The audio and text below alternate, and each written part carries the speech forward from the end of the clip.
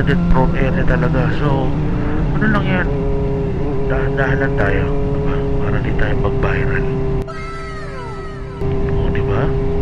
Ganun lang kasimple.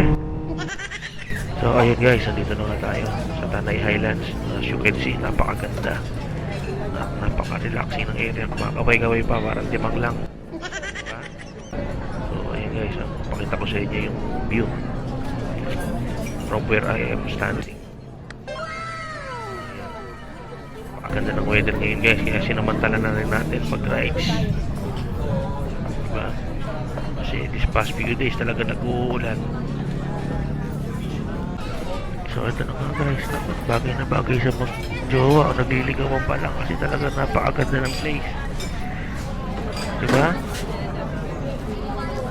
Napaka-relaxing, diba? Di pa umuupo-upo pa, hindi halatang gutom na, diba?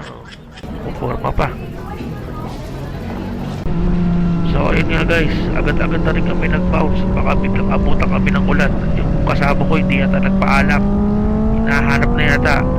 So ito, bakbaka na naman to pa uwi. Ayun nga, one quick breakfast ride lang talaga tayo guys. Ayun nga, isa sa mga dinadayo rin dito sa Marilaki Highway, sa mga magpapitik. So shout out sa lahat ng pitikero sa Marilaki. Buhay kayo lahat. Salamat sa mga pitik.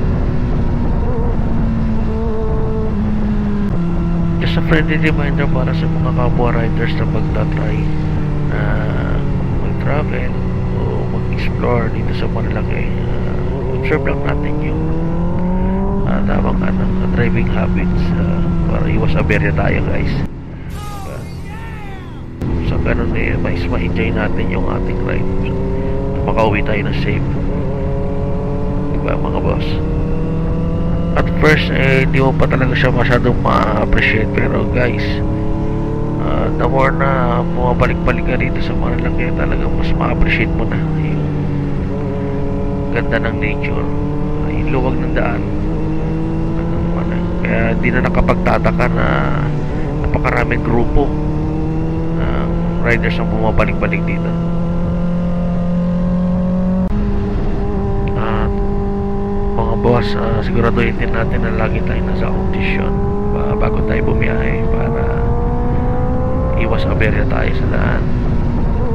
Lagi tayong alisto, kasi alam mo naman sa panahon ngayon maraming medyo nagkakamote. So ingat tayo sa mga ganun mga boss. Siyempre guys, huwag po tayo makakalimot magpasalamat sa bawat ligtas na biyahe sa Panginoon. Kundi dahil sa Kanya hindi natin na-enjoy itong ganitong klase ng rides, diba mga boss?